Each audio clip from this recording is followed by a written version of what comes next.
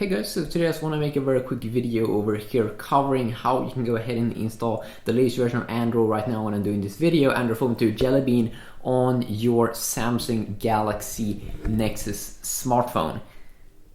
So let's go ahead and cover this, shall we? Now, as you do know, YouTube videos, they can easily get outdated, so take this video as kind of like instructions, and try to research a little bit yourself, because things are always changing and updating and stuff like that. But this video is going to work for the GSM Galaxy Nexus, the JAQ edition, because I have the JAQ variant. Now there are different versions and variants of the Galaxy Nexus out. Like there's an LTE Galaxy Nexus, there's a GSM Galaxy Nexus, but I do own the GSM Galaxy Nexus JAQ edition, and JAQ basically means that it's being updated straightly from Google, that they're updating that.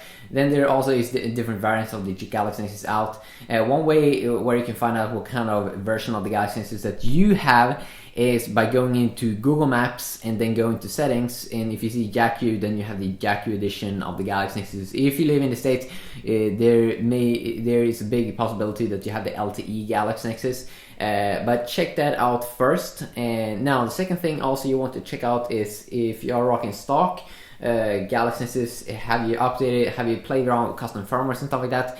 If you're rocking stock, if you never played around with the different firmwares or anything like that, of course the first thing you definitely want to do is try to go with the over-the-air update. Just go into settings and go to like system updates and try to update it over there, because the over-the-air updates is usually pretty quick on Nexus devices.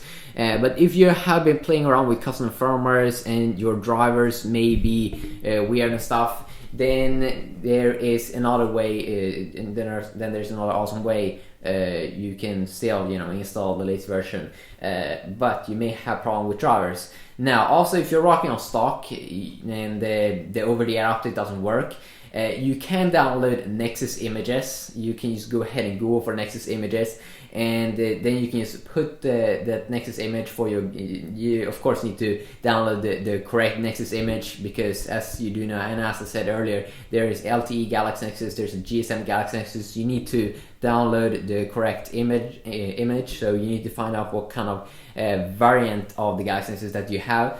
But if you're rocking stock, if you don't find it on the over-the-air update, the latest update, and you see that it's available for your device, you can go ahead and download the Nexus image, and then you just put that zip on your SD card, and then you can just go ahead and try to reboot into recovery mode and install the zip. So that's one way you can do it if you are rocking on stock. And if that doesn't work, then you may have a custom firmware, or you may just want to go ahead and install a awesome program that's awesome. If you can't update, if you're rocking stock, or if you have a custom firmware, then you need to go ahead and try this awesome program that's available for the Galaxy Nexus, and that is a program that is being called Nexus Root Toolkit. It is version 1.5.5 when I'm doing this video. It is created by Vagfresh. Yeah, that's like the name. I think it only is available for Windows, but this is an awesome program, and you definitely need to check it out and maybe download it and play around with it a little bit. But the first thing you need to do is see if you have the correct drivers installed, because before you install the zip and stuff like that, before you install the latest firmware, if you're rocking on a custom firmware, you need to check out if you have the correct drivers installed. So with this Nexus Root Toolkit, they basically have 3 different ways where you can install the drivers inside the program, and with like awesome instructions how you should do it, and then the program also will test if the drivers were successfully installed, and you can also see what kind of thing that didn't work. But it's an awesome program that you definitely need to go ahead and check out. Now I couldn't successfully install the drivers with the Nexus Root Toolkit, because first you need to install the ADB drivers, but then also you need to install the fastboot drivers. And fastboot drivers is basically when you have turned off your Galaxy Nexus and you're booted up to fastboot mode, and not the normal mode when the phone is turned on. But you need 2 drivers for 2 different things. So ADB is when the phone is turned on, and fastboot is when the phone is also turned on, but it's turned on in a way where you can access recovery mode and other things. But the Nexus Root Toolkit didn't actually work for me. I was trying it first on Windows 8, and then I was downloading Windows 7, but I couldn't get the Nexus root toolkit to work with installing the drivers, because installing the drivers is the first thing that needs to work, okay? And if Nexus root toolkit doesn't work for you also with the drivers, if you fail when it tests if the drivers have been correctly installed, if you don't get a success message, then you can go ahead and try this thing that actually did work for me. And that was, first you uninstall all the drivers and everything in the device manager that you have installed, and then like you reboot your computer, and then you search for PDA net drivers on Google, and I installed those drivers. And then in device manager you will see, like, when you're finished installing PDA-net, you will see like your Galaxy Nexus being displayed as the Android 1.0 device. But I got PDA-net drivers to successfully install the ADB plus the fastboot drivers, so that was kind of awesome. So I did that first. Then when you have the drivers and all those things installed, either by going with the PDA-net way, because PDA-net drivers, they did work for me. The Nexus root toolkit drivers, they didn't work for me. I don't know if it has something to do with my Windows version, or if I did something wrong with my Galaxy Nexus, but once you have the drivers installed and properly configured, then what you can do is that you can go ahead now and flash stock in the Nexus root toolkit app. And I really recommend this, because when you're going back to stock, you can go ahead in your Galaxy Nexus, search for an over-the-air update and install that way in the future, so you don't have to play around that much in the future. So what I did when I had the drivers installed, the PDA-net drivers, was that I didn't go back into the Nexus root toolkit, and you see an option there to flash the stock. You can also, if you already have the device rooted, you can remove that, so it will be fully 100% stock.